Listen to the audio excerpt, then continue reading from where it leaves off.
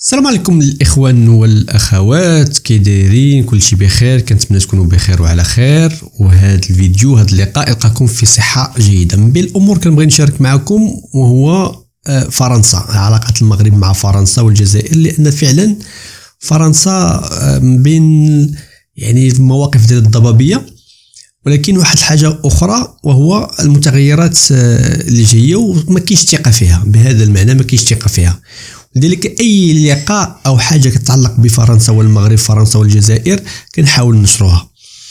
وهذا الشيء يعني ضروري خصنا هذه الديناميكيه اللي كنشوفوها في الجرائد، خصوصا الفرنسيه الكبيره والوزينه، ضروري عندها دلالات. في واحد الخرجه اعلاميه ديال السفير السابق لفرنسا في الجزائر زافي دريونكو، في واحد الجريده مهمه فرنسيه، تكلم على هذا التقارب الفرنسي المغربي من جهه، وكذلك علاقته بفرنسا التقارب الفرنسي الجزائري من جهه اخرى. وذكر بعض النقاط، نعطيك بعض النقاط ونخليك تشوف الفيديو كاملا. هذا التقارب ماشي اقتصادي بحت، فيه امور سياسيه امنيه، فيها هجره. كنشوفوا دابا تونس حتى هي عندها مشاكل الهجره مع الدول الاخرى وكتحاول تضغط على اوروبا. يعني كاين مشكل اخر من غير المشكل الاقتصادي. الناس كيقولوا غير فرنسا بدات تقلب على يعني استثمار الشركات ديالها. النقطه المهمه اللي كتبان ليا وهو الاستثمار في الصحراء.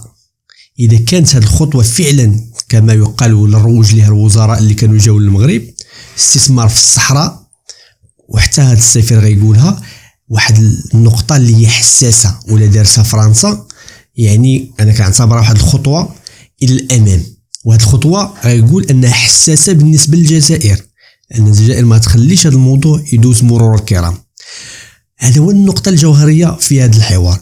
النقط الاخرى علاقه بين فرنسا والجزائر، كاين علاقه شائكه فعلا. هناك صراع الاجنحه، الجناح الروسي والجناح كذلك الفرنسي في الداخل ديال الجزائر، وهو غيصرح بها بانه استهزاء. غادي تلاحظوا الاستهزاء ديالو ديال السفير وديال الصحفي كذلك، ملي تبون مشى عند روسيا قال بوتين انت احسن رجل في البشريه، قال لي وقيل احسن من محمد صلى الله عليه وسلم واحسن من عيسى. واحد السخريه. وكذلك الذاكره كتبقى هذه مشكله بين الجزائر وفرنسا، وفي الانتخابات غتكون بعض الامور. يعني واحد الحوار جيد جدا، ولكن الميزه ديالو وهو جريده كبيره كتكلم على هذا الشيء، وضروري كتقول يعني كتقول بعض الامور بين السطور. خليك تشوف هذا المقطع مترجم على قدر الاستطاع، وبطبيعه الحال نتلاقاو في اخر فيديو نناقشوا بعض التفاصيل. لك اول مره كدوز او كتجي القناه او شي فيديو بصدفه، دير واحد البوس وواحد لايك واشتراك، وبطبيعه الحال شكرا بزاف الناس اللي كيديروا لايك قبل هذا الفيديو. نتلاقاو في الاخر. Bonjour Xavier Driancourt. Bonjour. Vous êtes ancien ambassadeur de France en Algérie. Le ministre de l'Intérieur Gérald Darmanin était au Maroc en début de semaine pour parler de coopération dans la lutte contre le terrorisme. C'est le troisième ministre français tout de même à visiter le Royaume du Maroc en 3 mois. Et les relations, question simple, entre la France et le Maroc sont-elles en train de se réchauffer ? Avoir effectivement la succession de visites de ministres français au Maroc, on peut considérer que les relations se réchauffent, parce que pendant un certain temps, il y a eu une espèce de glaciation, comme il y a eu aussi avec l'Algérie, quoi. Les relations sont toujours... c'est un peu les vases communicants. Quand l'un va bien, l'autre va mal. Ça avait été assez tendu quand même. La France a même bloqué des visas pour les ressortissants marocains. Pour les ressortissants marocains, comme pour les ressortissants algériens, à hauteur de 50% et de 30% pour les Tunisiens. Et c'était très récent, voilà, c'était à peine 2 ans. Et puis, ça a duré très peu de temps. En réalité, on l'a dit, ça a été un effet d'annonce, mais je crois qu'on n'a pas fait grand-chose, puisque le gouvernement est revenu dessus au bout de quelques mois. Donc, ça n'a pas produit beaucoup d'effets. Mais donc, ces visites ministérielles au Maroc, est-ce que c'est un signe du réchauffement des relations entre le Maroc et la France ? Oui, manifestement. Il y a eu, je crois, Stéphane Séjourné, qui a été d'ailleurs investi par le président de la République d'une mission spéciale de réchauffement avec le Maroc. Donc c'est quand même caractéristique. Ensuite, il y a eu, je crois, Bruno Le Maire et enfin Gérald Darmanin. Donc 3 ministres en très peu de temps. Et je crois qu'il y en aura d'autres qui sont prévus. Je note qu'avec l'Algérie, il n'y a pas beaucoup de ministres en ce moment qui y vont. Donc, vous voyez, c'est toujours un peu les vases communicants. Pourquoi ce changement de pied ? de la France vis-à-vis du Maroc. Parce que nous avons été brouillés avec les deux pays. Maroc et Algérie, depuis 3-4 ans, nous avons été brouillés avec les deux pays. Et je pense que ce sont deux pays avec lesquels nous ne pouvons pas entretenir des relations nulles. Le Maroc, c'est un pays important qui joue un rôle de plus en plus important en Afrique. Il y a la question de l'immigration, la question des visas, la question de la sécurité. Donc c'est un pays très important. Et l'Algérie, il y a la question de l'immigration également qui est importante aussi. Donc, ceci dit, Xavier Drincourt, depuis son élection en 2017, Emmanuel Macron avait, semble-t-il, plutôt privilégié les relations avec l'Algérie qu'avec le Maroc. Oui, de façon assez nette. Tout à fait. De manière très nette, et le Maroc avait boudé en quelque sorte, et il n'y avait pas eu de réchauffement avec le Maroc, il y avait même eu au contraire une glaciation. Mais maintenant je comprends que le président de la République devrait se rendre au Maroc, une visite d'État, puisqu'il n'avait fait qu'une visite de travail, une visite amicale au moment de après sa première élection en juin 2017. Là il devrait y avoir une visite d'État, et les visites de ministres que vous avez mentionnées sont destinés justement à préparer cette visite d'État. Ce qui veut dire qu'aujourd'hui, la France diplomatiquement privilégie plutôt le Maroc à l'Algérie. De nouveau, je vous repose la question, qu'est-ce qui peut expliquer ce changement de pied diplomatique ? C'est pas aussi net que ça. Je crois qu'on a davantage d'intérêt avec le Maroc, ne serait-ce que d'intérêt sur le plan économique, alors qu'avec l'Algérie, nos intérêts sont extrêmement limités. Les Algériens ont choisi la Chine, la Turquie, l'Allemagne au détriment de la France. Et puis surtout, donc il y a une volonté de se rabibocher en quelque sorte avec un partenaire qui joue un rôle important en Afrique. Et puis, troisième chose, le président de la République, j'imagine, a constaté que ses efforts vis-à-vis de l'Algérie n'ont pas produit beaucoup de résultats. Alors c'est un peu ça. Vous prenez les mots de la bouche, c'est un constat d'échec ? C'est un constat. Pas forcément, parce que j'ai noté qu'il y a une visite annoncée du président Tebboune, s'il est réélu, en octobre 2024. Ça reste conditionnel à ce stade. Mais vous voyez, une visite d'État du président de la République au Maroc, et en contrepartie, une visite d'État du président algérien en France. Donc, on essaye de maintenir un équilibre, un parallélisme entre les deux pays. Chose difficile. La France a annoncé des investissements conjoints avec le Maroc au Sahara occidental. Alors on va y venir sur la question du Sahara occidental, mais derrière le jeu diplomatique, est-ce qu'il n'y a pas finalement, tout simplement, pragmatiquement, des enjeux économiques ? Oui, mais... C'est un peu simpliste de dire ça ? C'est réducteur, parce que je crois qu'avec ces deux pays, nos intérêts globaux l'emportent sur les intérêts économiques. Alors pour le Maroc, effectivement, il y a beaucoup d'investissements français au Maroc. Il y a eu le cas de Renault, l'usine Renault à Tanger, par exemple. Il y a eu le TGV Casablanca. Mais nos intérêts avec ces deux pays, ils dépassent les questions économiques. Encore une fois, ce sont les questions de sécurité en Méditerranée, les questions de sécurité tout court sur le territoire français, les questions migratoires, les questions mémorielles pour l'Algérie, le Sahel. Donc, vous voyez, il y a tous les ans, et puis les questions économiques, évidemment, mais c'est pas uniquement des considérations économiques. Alors la France se rapproche du Maroc, ça fâche énormément l'Algérie.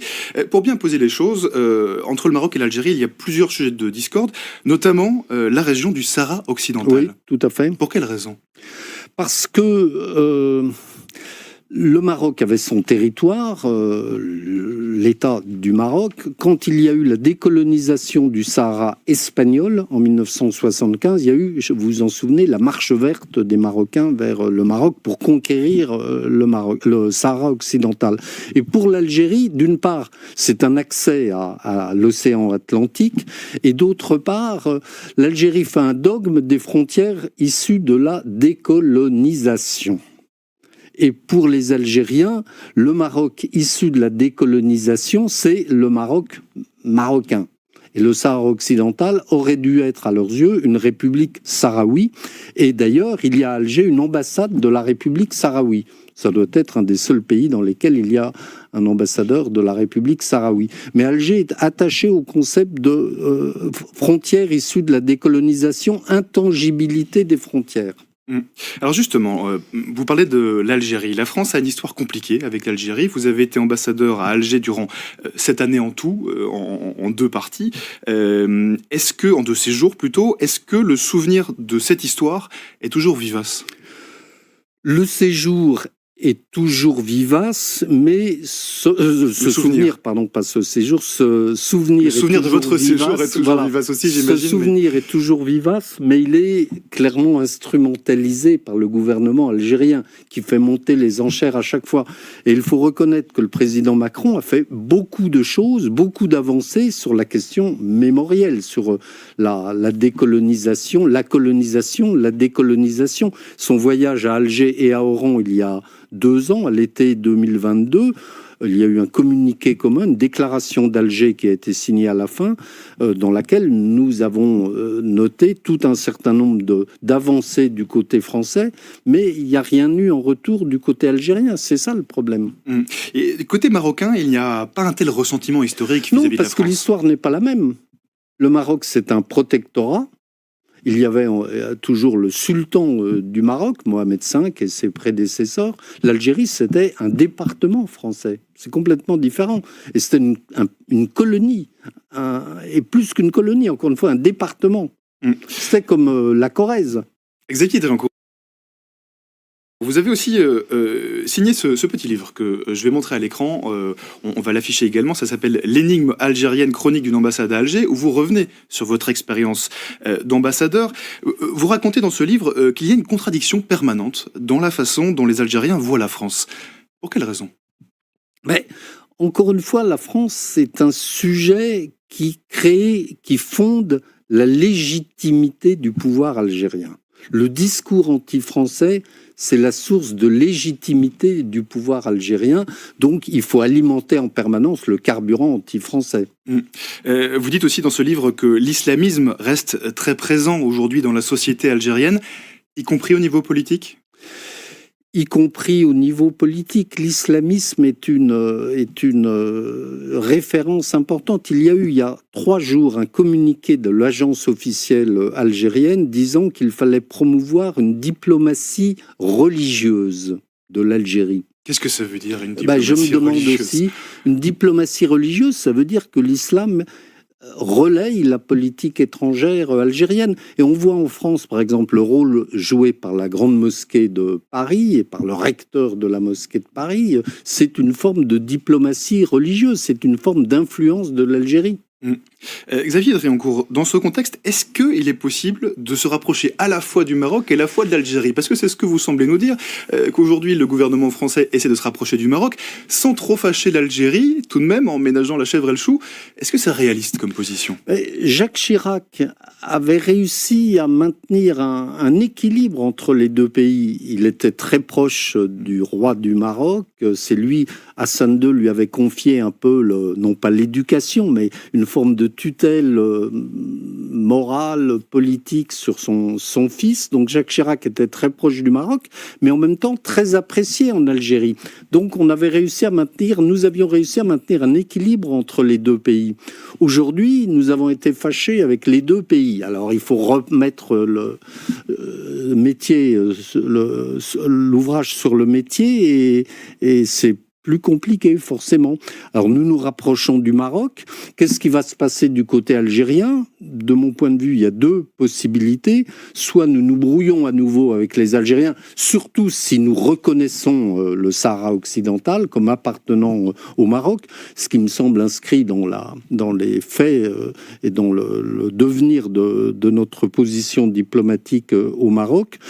Ou alors, pour nous faire pardonner en quelque sorte ce rapprochement avec Rabat, nous serons conduits à donner des gages supplémentaires à l'Algérie.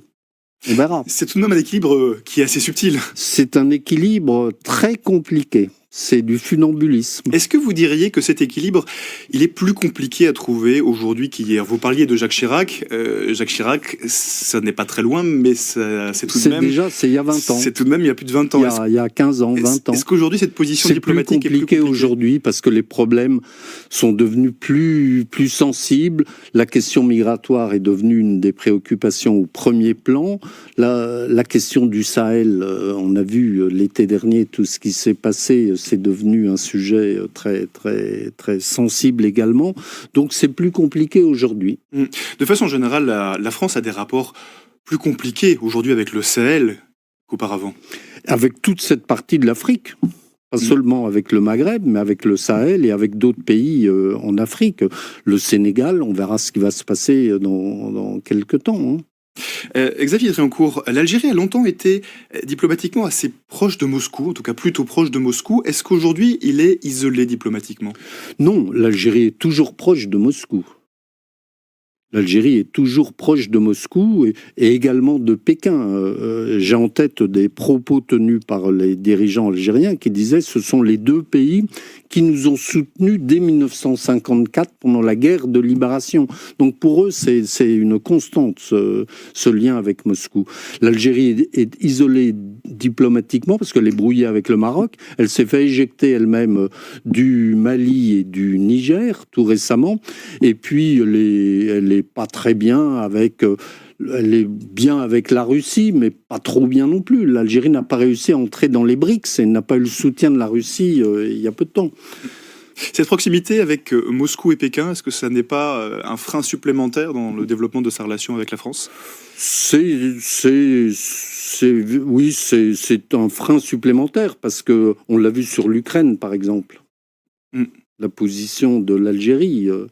Et l'année dernière, lorsque le président algérien Tebboune devait venir à Paris, à la place, il est allé à Moscou, où il a déclaré que Poutine était le plus grand homme de l'humanité depuis Jésus-Christ, je pense, mais depuis Mahomet.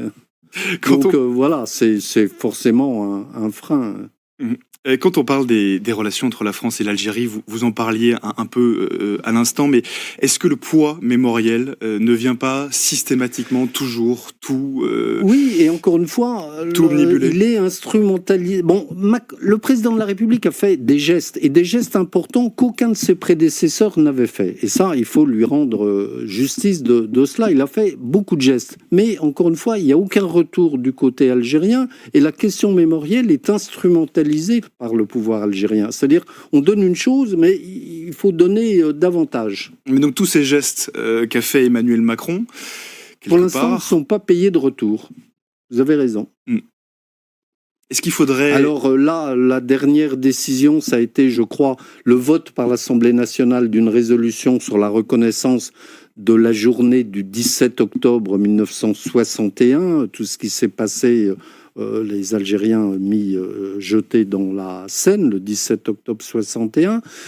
Donc, est-ce qu'on va encore reprendre ça à notre compte au plan diplomatique? Est-ce qu'on va encore est-ce que les Algériens vont encore nous demander autre chose? Ils demandent, eux, de la repentance, alors que nous disons la reconnaissance des faits, ça suffit. Pour vous, Xavier Driancourt, beaucoup d'observateurs estiment qu'aujourd'hui la France tourne un peu le dos à l'Algérie. Vous pensez que la France continue encore aujourd'hui à essayer de garder des bonnes relations avec ce pays, malgré tous les gestes qu'elle fait envers le Maroc? Oui, je ne crois pas qu'on tourne le dos à l'Algérie. La meilleure preuve, c'est que le président de la République algérienne est invité en France en septembre-octobre. Une date est déterminée. Peut-être que la visite n'aura pas lieu, mais en tout cas, elle a été annoncée par l'Élysée. Alors justement, des élections anticipées doivent avoir lieu en Algérie le 7 septembre prochain. Est-ce que ça pourrait changer la donne ? Les élections algériennes devaient avoir lieu en décembre, le 12 décembre 2024. Elles ont été avancées, on ne sait pas pourquoi, au 7 septembre 2024. La visite en France était prévue en octobre 2024, ce qui aurait été une ingérence dans la politique intérieure algérienne, parce que une visite officielle, une visite d'État d'un président algérien candidat peut-être à sa réélection, ça aurait été une forme de soutien exprimé par Paris. Donc l'annonce de la visite par l'Élysée et le décalage des élections, est-ce qu'il y a un lien? Voilà, en tout cas, l'avance de la date des élections au 7 septembre est très importante. Eh bien, merci beaucoup Xavier Dréancourt. Je rappelle que vous êtes ancien ambassadeur de France en Algérie. Je rementionne également votre livre, on va le montrer à l'écran. C'est la 2e édition en poche. Deuxième édition. يعني كما شفتوا الاخوان كان كلام مهم ولكن مستهلك، نقدروا نقولوا واحد 80% ديالو مستهلك. والمهم في هادشي كامل هو خصنا نبقاو حاطين المجهر على هاد القنوات او هاد الجرائد الكبرى، لان كانت عندها بعض التسريبات، ولان ما كاينش الثقه في المستعمر الفرنسي لانه كيلعب على الحبلين. خص دائما نبقاو ونشوفوا، واكيد الدوله ديالنا راه عارفه امور، غير حنايا كنحاولوا باش نديروا بعض القراءات باش ما نتيقوش، لان فرنسا تغرق بهذا المعنى ويستنجد هذا يعني خصها واحد طوق استنجاد بواحد الطوق، وما بغيناش نكونوا كمغاربه واحد الطوق ديال الاستنجاد.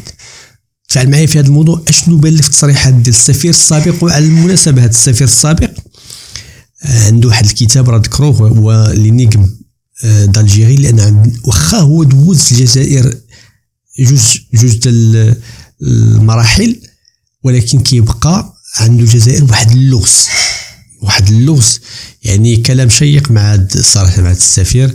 تفاعل معي في هذا الموضوع، ولا عندك شي معلومات اخرى ضيفها لنا في التعليق. اللقاء فيديو اخر ان شاء الله. تهلاو.